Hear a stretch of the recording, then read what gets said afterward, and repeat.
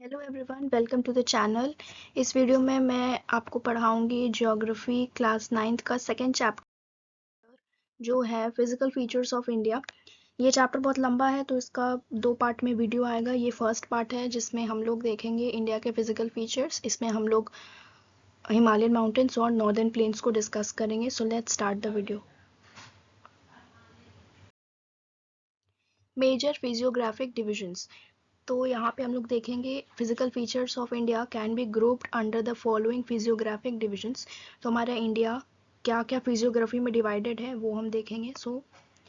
पहला है Himalayan mountains, दूसरा है नॉर्दर्न प्लेन्स, तीसरा है पेनिनसुलर प्लेट्यू, चौथा है इंडियन डेजर्ट, फिफ्थ नंबर पे है coastal plains and six number पे है आइलैंड्स।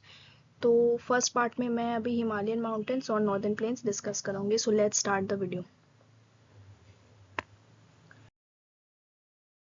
सबसे पहले हम लोग पढ़ेंगे द हिमालयन माउंटेन्स के बारे में। Geologically young and structurally fold mountains. तो ये जो हिमालयन माउंटेन्स है ये जियोलॉजिकली यंग है और स्ट्रक्चरली फोल्ड माउंटेन्स की कैटेगरी में आता है। तो हम लोग कह सकते हैं Himalayan mountains are young fold mountains. ठीक। Second point, stretch over the northern borders of India. ये इंडिया के जो नॉर्थ का बॉर्डर है वहाँ पे इसका स्ट्रेच है। Run in a west east direction from the Indus to Brahmaputra. अब ये जो हिमालयन माउंटेन्स है ये वेस्ट ईस्ट डायरेक्शन में रन करता है इंडस से लेके ब्रह्मपुत्र तक। ठीक है, तो जैसे इधर है इंडस रिवर एंड इधर है ब्रह्मपुत्र। ठीक है, represents the loftiest and one of the most rugged mountain barriers of the world. तो ये रिप्रेजेंट क्या करता है हिमालयन माउंटेन की ये लोफ्टीएस्ट है और one of the most rugged mountain barriers है पूरे वर्ल्ड का। ठीक है, next point, it forms an arc. अब ये जो हिमालयन माउंटेन है ये एक आर्क फॉर्म करता है जो डिस्टेंस कवर करता है कितना, 2400 किलोमीटर। कितना डिस्टेंस कवर कर रहा है ये, 2400 किलोमीटर। इसका मतलब ये हुआ कि मैथमेटिक्स में जैसे हम लोग आर्क बनाते हैं इस तरीके से बनाते हैं आर्क, तो ये हिमालयन माउंटेन्स का ही एज अ आर्क मैंने आपको ये पिक्चर शो किया है। वेस्ट से ईस्ट डायरेक्शन में जाता है इंडस टू ब्रह्मपुत्र। अब इंडस कहाँ बहता है, वेस्ट में, और ब्रह्मपुत्र कहाँ है, ईस्ट में। ठीक है, तो ये जो हिमालयन माउंटेन है ये रन करता है वेस्ट से ईस्ट के डायरेक्शन में, इंडस से ब्रह्मपुत्र।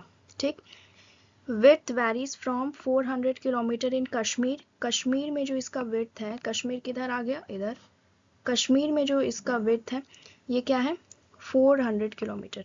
ठीक है, और अरुणाचल प्रदेश किधर है, अरुणाचल प्रदेश यहाँ ईस्टर्न साइड में है। यहाँ आते आते हिमालयन माउंटेन्स का जो विड्थ है, जो चौड़ाई है, वो 150 किलोमीटर हो जाता है। यहाँ से यहाँ ये घट जाता है। ठीक है, नेक्स्ट पॉइंट है, altitudinal variations are greater in the eastern half than the western half. अब एल्टीट्यूड का जो वेरिएशन है हिमालयन माउंटेन्स में वो ईस्टर्न साइड में ज़्यादा है, इस साइड में ज़्यादा है, और वेस्टर्न साइड में कम है। Next, the Himalayas consist of 3 parallel ranges in its longitudinal extent. A number of valleys lie between these ranges. अब ये जो हिमालयन माउंटेन है ये 3 पैरेलल रेंजेस में डिवाइडेड है।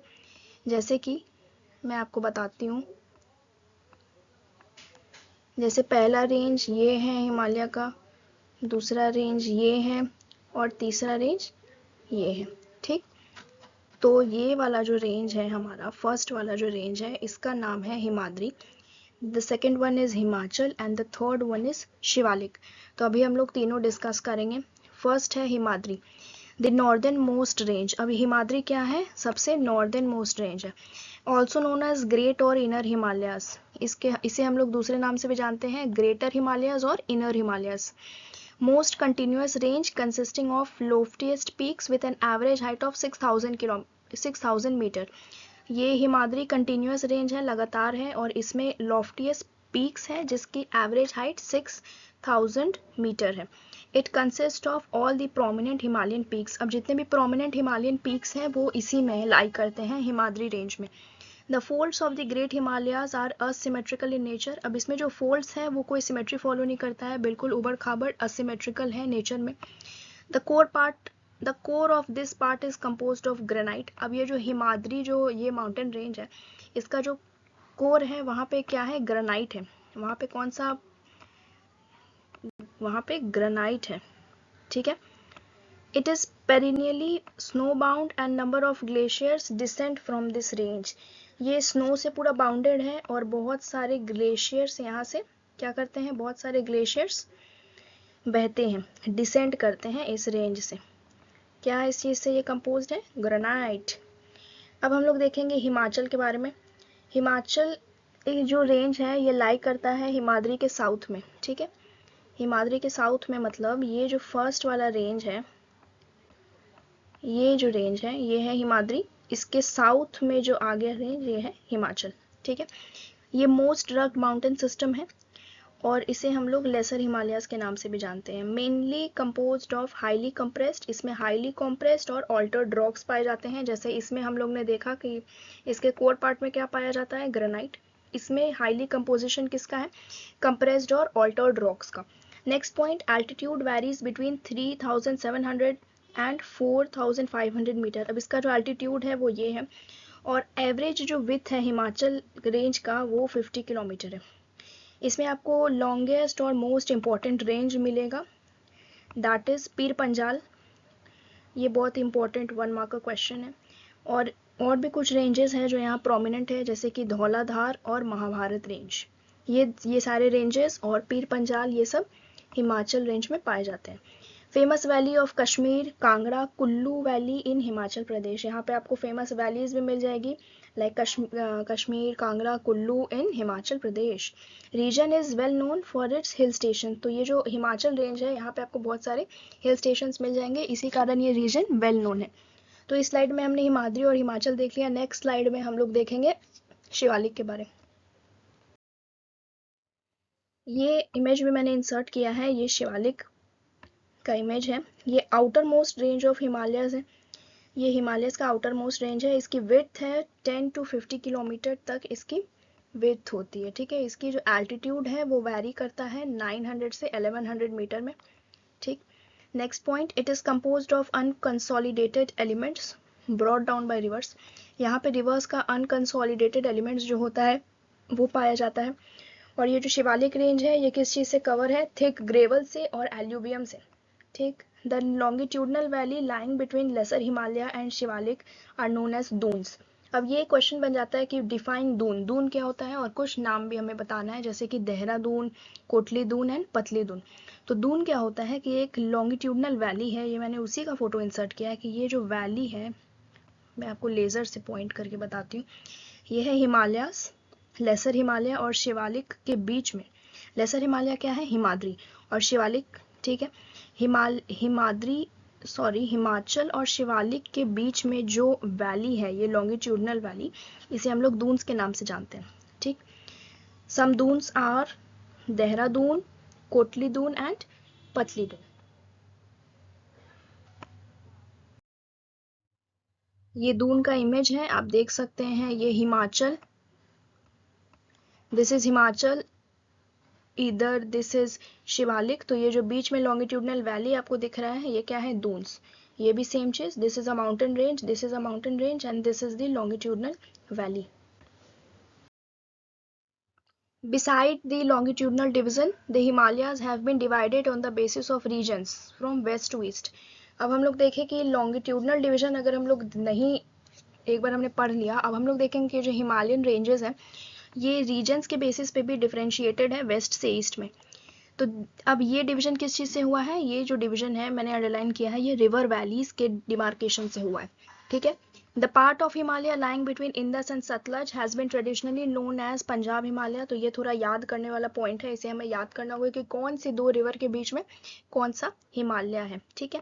तो हिमालय का वो पार्ट जो इंदस और सतलज के बीच में है उसे हम लोग पंजाब हिमालयस के नाम से जानते हैं, लेकिन अभी हम लोग रीजनली इसको कश्मीर और हिमाचल हिमालयस के नाम से भी जानते हैं, ठीक। The part of Himalaya lying between Sutlej and Kali river is known as Kumaon Himalayas.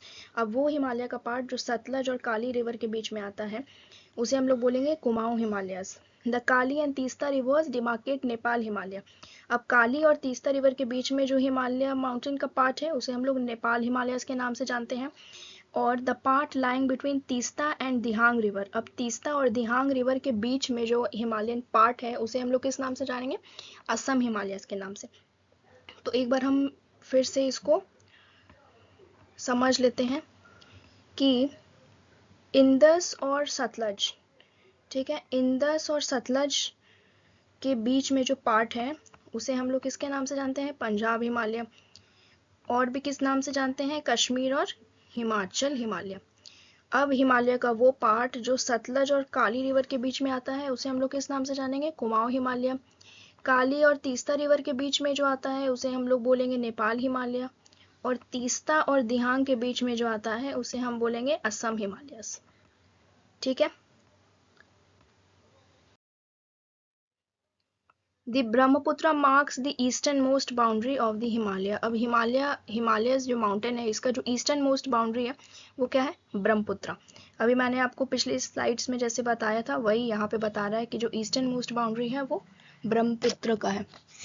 Beyond the Dihang gorge the Himalayas bend sharply to the south and spread along eastern boundary of India.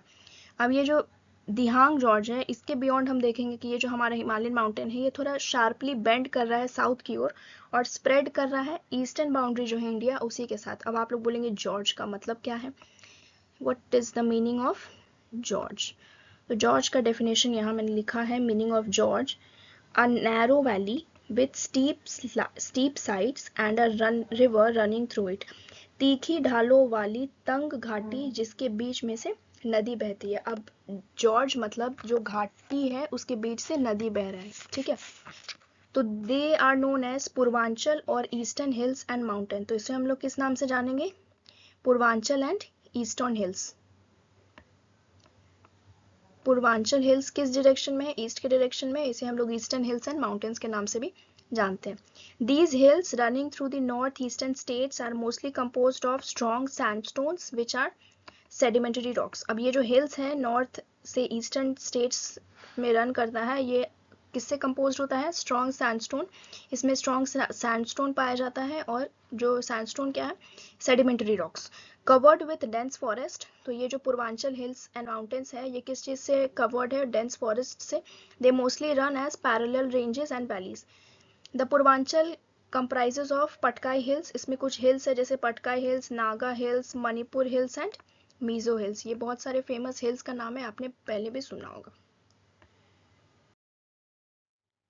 इस स्लाइड में हम लोग डिस्कस करेंगे नॉर्दर्न प्लेन्स के बारे में।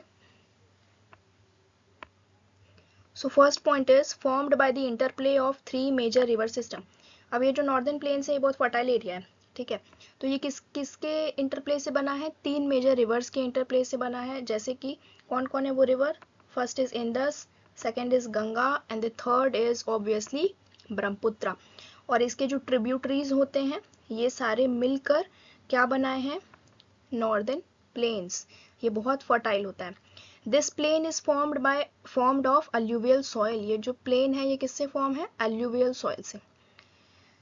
The deposition of alluvium in a vast basin lying at the foothills of Himalaya over millions of years.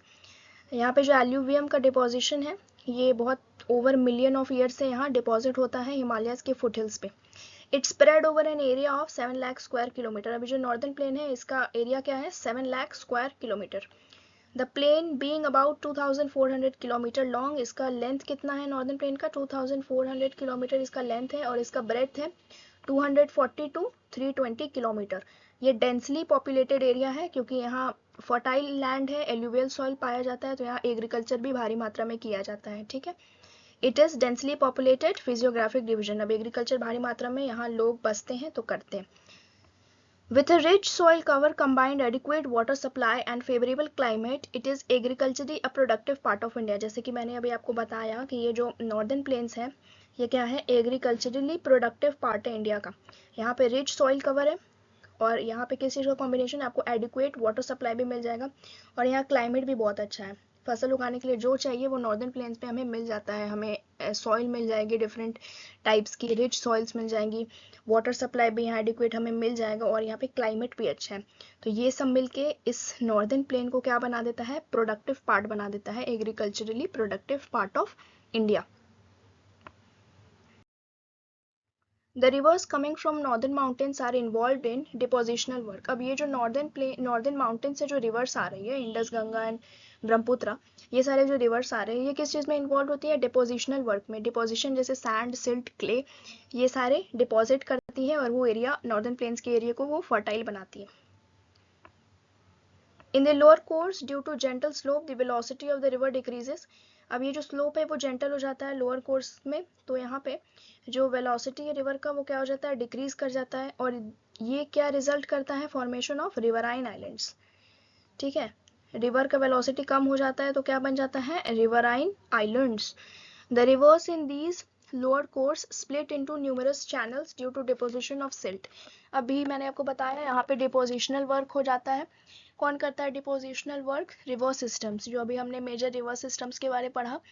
तो ये रिवर सिस्टम्स क्या करती है, लोअर कोर्स में जाके स्प्लिट कर जाती है डिफरेंट चैनल्स में। ठीक है, किस कारण ये स्प्लिट कर जाती है, सिल्ट के डिपोजिशन से। अब ये जो स्प्लिट कर गए ये बना देती है उस रिवर का डिस्ट्रीब्यूटरीज। क्या बना देगी, डिस्ट्रीब्यूटरीज। अब यहाँ पे एक डू यू नो पॉइंट है, Majuli in the Brahmaputra river is the largest riverine island in the world. पूरे वर्ल्ड का जो लार्जेस्ट रिवराइन आइलैंड है वो हमारे इंडिया में पाया जाता है, that is Majuli. The northern planes is broadly divided into 3 sections. अब ये जो नॉर्दर्न प्लेन्स है उसे हम लोग 3 पार्ट में डिवाइड किया है हम लोगों ने। The western part of the northern plain is refer to as Punjab plain. ठीक है, जैसे हिमालयस डिवाइडेड था वैसे नॉर्दर्न प्लेन्स भी डिवाइडेड है। अब नॉर्दर्न प्लेन्स का जो वेस्टर्न पार्ट है उसे हम लोग किस नाम से जानते हैं, Punjab plains. Formed by the Indus and its tributaries, the larger part of this plain lies in Pakistan. ये जो इंडस और उसके ट्रिब्यूटरी से जो फॉर्म हुआ है इसका लार्जर पार्ट, नॉर्दर्न प्लेन का लार्जर पार्ट कहाँ है, पाकिस्तान में। The Indus and its tributaries, Indus की कुछ ट्रिब्यूटरीज हैं जैसे कि झेलम, चेनाब, रवि, बियास और सतलज, ये ओरिजिनेट इन द हिमालयस। ये सारे रिवर्स हिमालयस में ओरिजिनेट कर जाती है। This section of plains is dominated by doab. अब ये जो प्लेन का सेक्शन है वो किस चीज से डोमिनेटेड है, दोआब से। अब दोआब का मतलब देखते हैं, दोआब 2 वर्ड से मिलके बना है। ठीक है, दैट इज दो और अब। दो का मतलब हुआ 2 और अब का मीनिंग हुआ वाटर। सिमिलरली इसी तरीके से जो पंजाब वर्ड है ये भी 2 वर्ड से मिलके बना है। पहला है पंज जिसका मतलब होता है 5, और सेकेंड वर्ड है अब जिसका मतलब होता है water. The Ganga plains extend between Ghaggar and Teesta river. It is spread over North India in Haryana, Delhi, UP, Bihar, partly Jharkhand and West Bengal. तो ये जो गंगा प्लेन है ये एक्सटेंड करता है घाघर और तीस्ता रिवर के बीच में, और ये स्प्रेड है नॉर्दर्न इंडिया में। कहाँ कहाँ पे, हरियाणा में, दिल्ली में, यूपी में, बिहार में, झारखंड के कुछ पार्ट्स में और वेस्ट बंगाल में। सो ये जो इमेज है यहाँ पे बता रहा है, यहाँ से यमुना रिवर जा रहा है, हियर इज गंगा, यहाँ पे आपको गंगा दिखेगा, यहाँ पे है ब्रह्मपुत्र।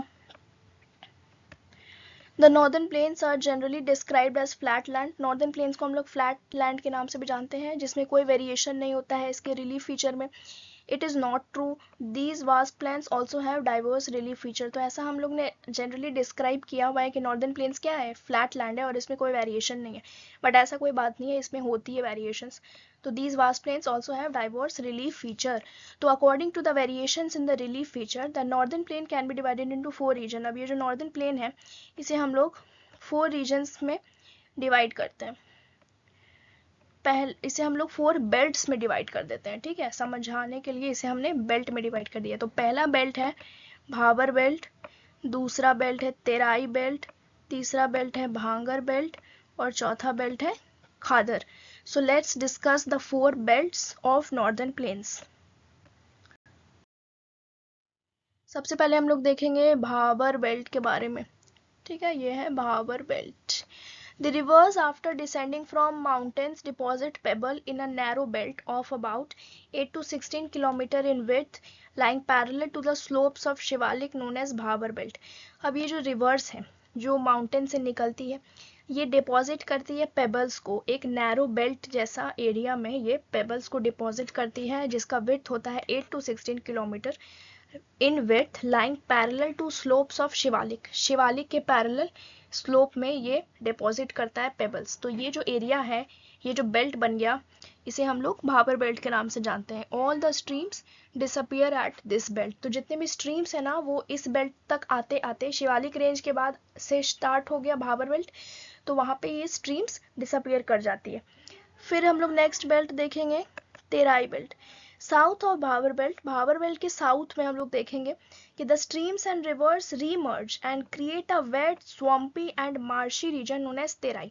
अब भाबर बेल्ट के साउथ में हम लोग आएंगे तो यहाँ पे जैसे हमने देखा कि भाबर बेल्ट में स्ट्रीम्स डिसअपियर कर जाती है लेकिन तेराई बेल्ट में जब हम लोग देखेंगे तो यहाँ पे स्ट्रीम्स और रिवर्स क्या करती है वापस से मर्ज करती है रीमर्ज करती है और क्या एरिया बनाती है बहुत ही वेट और स्वाम्पी मार्शी दलदली टाइप्स एक एरिया बनाती है. इसे हम लोग किस नाम से जानते हैं तेराई बेल्ट से के नाम से जानते हैं. ठीक है.